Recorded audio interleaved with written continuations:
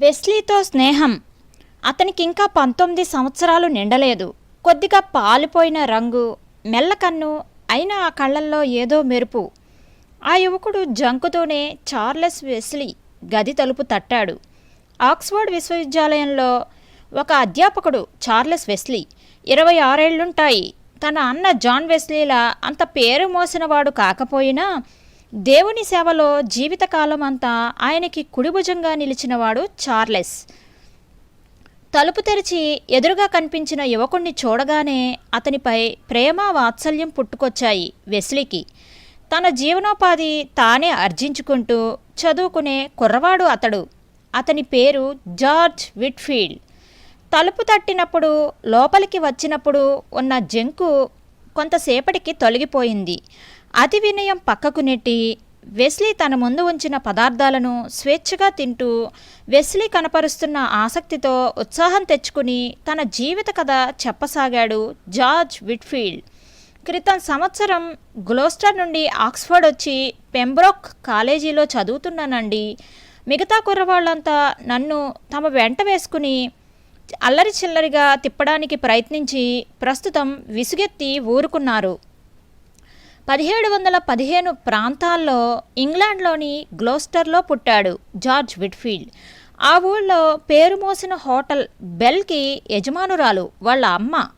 ఒకప్పుడు విట్ఫీల్డ్ వంశస్థులు బాగా బతికిన వాళ్లే. జార్జ్ తాతగారు బ్రిస్టల్లో వ్యాపారం చేస్తూ డబ్బు గడించి గ్లోస్టర్ జిల్లాలో ఎస్టేటు కొనుక్కుని ఆ రాబడిని అనుభవిస్తూ బ్రతికాడు. ఆ గ్రామ పెద్దలతోనూ ఉన్నత వంశస్థులతోనూ సమాన హోదాను అనుభవించినవాడాయన. ఆయన తండ్రి, తాత, మేనల్లుడు, అన్న అందరూ పాస్టర్లే. కానీ ఆయన కొడుకు థామస్ చర్చి వ్యవహారాల వైపు వెళ్ళక వైన్ వ్యాపారంలో ప్రవేశించి అటు తర్వాత బెల్ హోటల్ కొన్నాడు. వ్యాపారం చెయ్యి తిరిగిన కుటుంబంలో నుండి వచ్చిన ఎలిజబెత్ ఎడ్వర్డ్స్ను పెళ్లి చేసుకుని సంతానాన్ని కన్నాడు. ఆఖరి కొడుక్కి అప్పుడు బ్రిటిష్ సింహాసనం ఎక్కిన జార్జ్ పేరు పెట్టాడు ఆయన. అటు తర్వాత 2 ఏళ్లకే తన 35వ ఏట కన్నుమూశాడు. అటు తర్వాత ఎలిజబెత్ చేసుకున్న రెండో పెళ్లి వల్ల కష్టాలే తప్ప మరేదీ దొరకలేదు ఆవిడకి. హోటల్ నడపడం అంటే ఆ కాలంలో సాంఘికంగా చిన్నచూపు చూసేవారు. చనిపోయిన మా తాతగారు, తన తాతగారు సమాన హోదాతో వ్యవహరించిన గ్రామ పెద్దలకి ఇప్పుడు విట్ఫీల్డ్ పిల్లలు సలాం చేయవలసి వస్తోంది. తిరిగి పేదరికం, హోదా రావాలంటే పాస్టర్ కావడమే మార్గం. కాబట్టి తల్లి ప్రోత్సాహంతో జార్జ్ హోటల్లో పనిచేయడం మానేసి స్కూలుకు వెళ్ళడం మొదలుపెట్టాడు. కానీ అతని ధ్యాస మాత్రం నాటకాల మీద ఉండేది. గ్లోస్టర్ మొత్తానికి గంభీరమైన మధుర స్వరం జార్జ్ది. స్కూలు మాస్టర్ గారు ప్రత్యేక శ్రద్ధతో ఆ కంఠంలోని మాధుర్యం పెరిగేలా జార్జ్ చేత సాధన చేయించేవాడు. కానీ కాస్తో కోస్తో గౌరవం మిగిలి ఉన్న ఏ తల్లి ఆ రోజుల్లో తన కొడుకు నటుడు అవుతానంటే ఒప్పుకోదు, ఊరుకోలేదు. కాబట్టి హోటల్కి వస్తూ పోతూ ఉండే నాటకాల వాళ్ళని గుడ్లప్పగించి చూడడం, బడిలో చిన్న చిన్న డ్రామాలు వేయడంతో సంతృప్తి పడేవాడు జార్జ్ తల్లి తనకు తెలిసిన వాళ్ల సహాయంతో అతనికి ఆక్స్ఫర్డ్ యూనివర్సిటీ సీటు సంపాదించగలిగింది. ఆక్స్ఫర్డ్కి వెళ్ళడానికి కొద్ది రోజులుండగా నిష్ఠా పరిశుద్ధత నిండిన జీవితంలోకి పిలుపు అనే పుస్తకం జార్జ్ చేతికి వచ్చింది.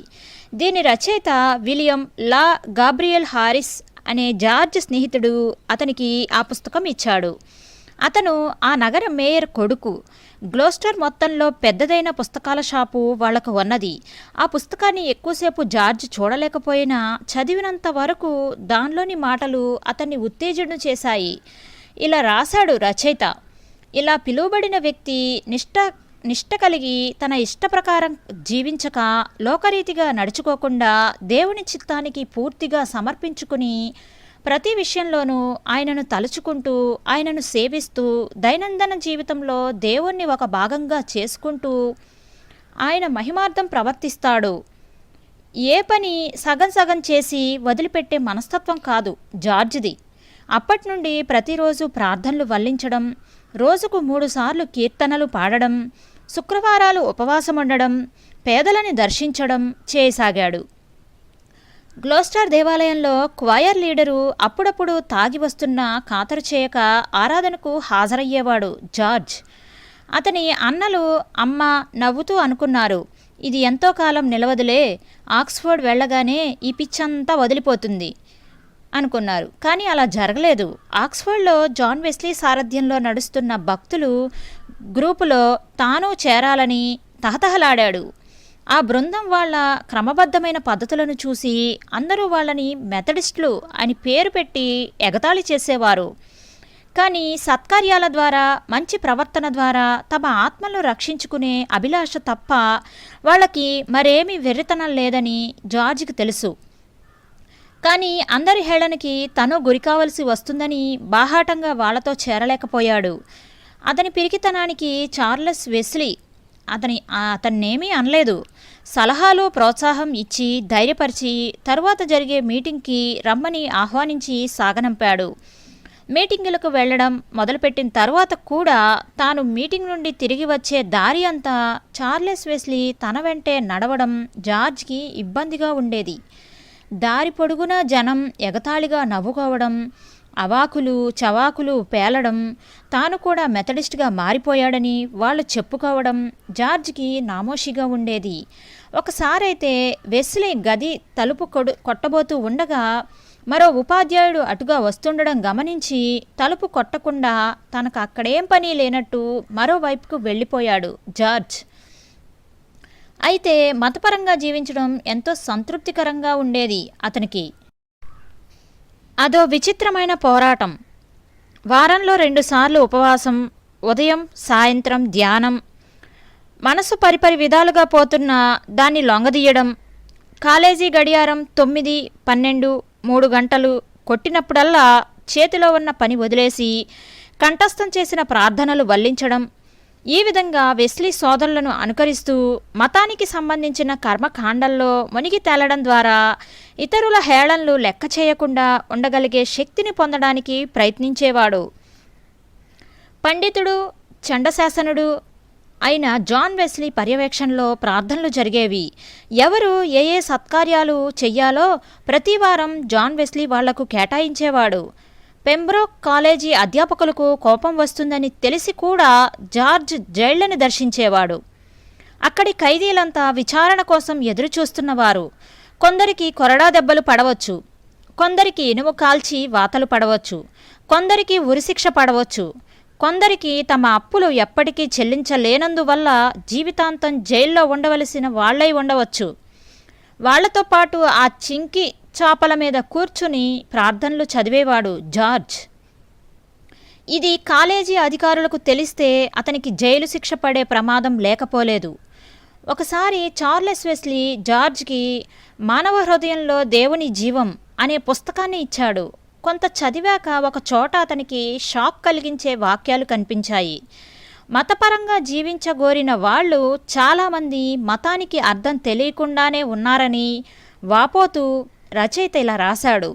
మతం అంటే ఓ అవగాహన అనుకుంటారు కొందరేమో సంప్రదాయబద్ధమైన అభిప్రాయాలను కలిగి ఉండడం అనుకుంటారు. కొందరు పూర్తిగా బాహ్య పురుషునికే ప్రాధాన్యతనిచ్చి పొరుగు వాళ్లతో సఖ్యంగా ఉండడం, మితాహారం తీసుకోవడం, ఆరాధనకు హాజరవ్వడం, అప్పుడప్పుడు పేదలకు సహాయం చెయ్యడం ఇత్యాదుల వల్లనే తమకు విముక్తి దొరుకుతుంది అనుకుంటారు. జార్జ్ నిర్ఘాంతపోయాడు. ఇది కాకపోతే మతం అంటే మరేమిటి? ఆ పుస్తకాన్ని విసిరికొట్టాలా, తగలబెట్టాలా, లేక ఇంకా లోతుగా వెతకాలా? వెంటనే కన్నులెత్తి బిగ్గరగా ప్రార్థన చేశాడు. ప్రభువా, నేను నిజమైన క్రైస్తవుణ్ణి కాకపోతే యేసుక్రీస్తు పేరట క్రైస్తవ్యం అంటే ఏమిటో నాకు విశదపరచు. మళ్ళీ చదవడం మొదలుపెట్టాడు. నిజానికి మతానికి అర్థం ఇదేదీ కాదు. నిజమైన మతం అంటే మానవ ఆత్మ దేవుని ఆత్మతో విలీనం కావడమే. దేవుని ఆత్మలో మనిషి కూడా పాలు పొంది దేవుడే దిగివచ్చి మనిషిలో నివాసం చెయ్యాలి. దీన్నే అపోస్తలులు మీ యందున్న క్రీస్తు కొలసీలకు రాసిన పత్రిక 1వ అధ్యాయం 27వ వచనం అని వర్ణించారు. తన కళ్ళను తానే నమ్మలేకపోయాడు జార్జ్. మళ్ళీ చదివాడు ఆ వాక్యాలు. గదంతా వింత కాంతి పరుచుకున్నట్టుంది. ఆ క్షణంలో దేవుడి అగ్ని అక్షరాలతో అక్కడ రాసినట్టుగా అనిపించింది. నేను కొత్త మనిషిలా తిరిగి పుట్టాలి. క్రీస్తు నాలో రూపుదిద్దుకోవాలి. నన్ను క్రీస్తు వైపుకు నడిపించే మార్గాలని వదలకుండా అన్వేషించాలి. ఆలోచించిన కొద్దీ తేటగా అర్థం కాసాగింది అతనికి. క్రొత్త జన్మ, ఇదే భక్తి అంతటికీ పరమార్థం. వెంటనే కలం తీసుకుని ఉత్తరం వెంట ఉత్తరం అన్నలకి, అక్క చెల్లెళ్ళకి, అమ్మకి, గాబ్రియల్ హ్యారిస్కి వరుసగా రాసేశాడు. అందరికీ ఈ వర్తమానం అందాలి. తిరిగి పుట్టడం, యేసుక్రీస్తుతో ఐక్యం కావడం. ఉత్తరాలన్నీ పోస్టు చేసి నిష్టగా ఈ క్రొత్త జన్మ పొందడం విషయం తలపోయడం ప్రారంభించాడు జార్జ్. మొదటగా తనను తాను తగ్గించుకోవడం అభ్యాసం చేశాడు. తాను తుచ్చుడినని ఎంతగా తనను తాను చెప్పుకున్నప్పటికీ లోపల ఏదో స్వరం, నువ్వు చాలా పరిశుద్ధుడివి సుమీ అంటూ జవాబిచ్చేది. రుచికరమైన పదార్థాలను దూరంగా నెట్టివేయడం అలవాటు చేసుకున్నాడు. తలసరిగా దువ్వుకోవడం మానుకున్నాడు. కాలేజీకి వేసుకునే గౌను మేకుకు తగిలి చినిగిపోతే దాన్ని తిరిగి కుట్టుకోలేదు. అది నిరాడంబరత అని అతని ఉద్దేశం. నవ్వడం కూడా తప్పే అనిపించింది అతనికి. ఇంత చేసిన నూతన జన్మ కనుచూపు మేరలో లేదు. మనసుకి శాంతి లేదు, సంతోషం అంతకంటే లేదు. అది చలికాలం రాత్రి. నిద్రపోయే ముందు ప్రార్థన చేసుకుంటే జార్జ్ మనసుకు తట్టింది. క్రీస్తు రాత్రంతా కొండ మీద ఏకాంతంగా ప్రార్థన చేసేవాడు కదా. వెంటనే తన పై వస్త్రం భుజం మీద వేసుకుని బయటకు నడిచాడు. ఒక చెట్టు మొదట్లో ఎవరికీ కనిపించకుండా మోకరించి కంటతా వచ్చిన ప్రార్థనలను మౌనంగా వల్లించడం మొదలుపెట్టాడు. అరగంట గడిచింది.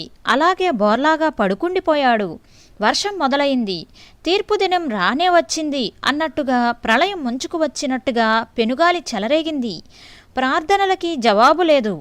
తడిసి మొద్దయి వణుకుతూ అర్ధరాత్రి వేళ తన గది చేరుకున్నాడు జార్జ్ విట్ఫీల్డ్. తిరిగి పుట్టడం కోసం ఇంకా ఎన్ని త్యాగాలు చేయాలి? స్నేహితులు, అవును, వెస్లీ ఇంకా ప్రార్థనలో కూడుకునే తన స్నేహితులందరినీ క్రీస్తు కొరకు త్యాగం చేయాలి. వెస్లీని కలవడం, ప్రార్థనలకు వెళ్లడం మానుకుని ఏకదీక్షతో ఒంటరి ప్రార్థనల్లో మునిగాడు జార్జ్. అతనికి ఏమైందో చూద్దామని వచ్చాడు చార్లెస్ వెస్లీ. జార్జ్ అంటున్న ఈ క్రొత్త జన్మ ఏమిటో అంతుపట్టలేదు చార్లెస్కు. తామంతా చర్చ్ ఆఫ్ ఇంగ్లాండ్ ద్వారా బాప్తిసం పొందిన వాళ్లమే కదా. వ్యవహారం తన తలకు మించిందని గ్రహించాడు చార్లెస్. తనకంటే అనుభవశాలి అయిన జాన్ వెస్లీతో ఒకసారి మాట్లాడమని జార్జ్కి సలహా ఇచ్చాడు. జాన్ వెస్లీతో మాట్లాడినా పెద్దగా తేడా ఏమీ అనిపించలేదు. అయితే ఇతర క్రైస్తవులతో సహవాసం కూడా రక్షణ పొందడానికి దేవుడు నిర్దేశించిన మార్గమేనని జాన్ వెస్లీ చెప్పిన మీదట స్నేహితులను పరిత్యజించడాన్ని మానుకుంటానని జార్జ్ ఆయనకు మాట ఇచ్చాడు. ఇవి జరిగిన 10 రోజుల తరువాత జార్జ్ ఒక వంతెన మీద కూర్చుని ఉన్నాడు. అతను దర్శించే ఓ ఖైదీ భార్య అతని వైపు పరిగెత్తుకుంటూ రావడం చూశాడు. ఆ పేద స్త్రీ తడిసిపోయి చలికి గడగడ వణుకుతూ తూలిపోతూ వచ్చి వెక్కిళ్ళు పెట్టి ఏడుస్తూ అతని పాదాల దగ్గర కూలబోయింది. ఆకలికి అలమటించే తన పిల్లల ఆర్తనాదాలు వినలేక తాను థేమ్స్ నదిలో దూకినట్టు, అయితే ఎవరో తనను రక్షించి ఒడ్డుకు చేర్చినట్లుగా చెప్పింది. ఇలాంటి పరిస్థితిలో ఆత్మహత్యా ప్రయత్నాలు ఎంత పాపకృత్యమో ఆమెకు అర్థమయ్యింది. అందుకోసం పశ్చాత్తాపపడి రక్షణ పొందడం కోసం విట్ఫీల్డ్ని వెతుక్కుంటూ వచ్చానని చెప్పింది.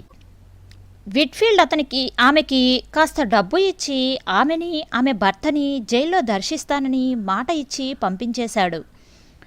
ఆ సాయంత్రం వాళ్ళ దగ్గర కూర్చుని ఎప్పటిలాగే బైబిల్లో నుంచి చదవడం మొదలుపెట్టాడు. ఆనాటి బైబిల్ భాగం యోహాను సువార్త 3వ అధ్యాయం.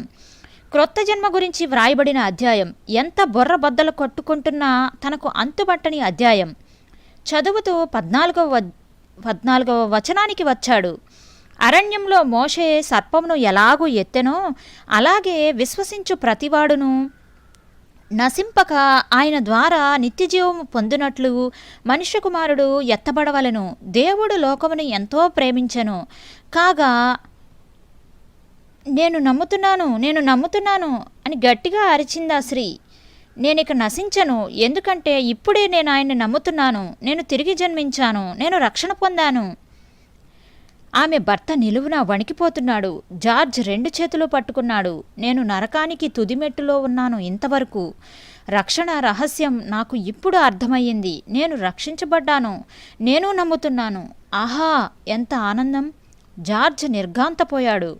తాను సంవత్సరం నుండి శ్రమిస్తున్నాడు. అయితే సంఘంలో అందరూ అసహ్యించుకునే ఈ పాపాత్ములిద్దరూ ఒక్క క్షణంలో పాపక్షమాపణ పొందేశారే? ఏమిటో ఈ విచిత్రం!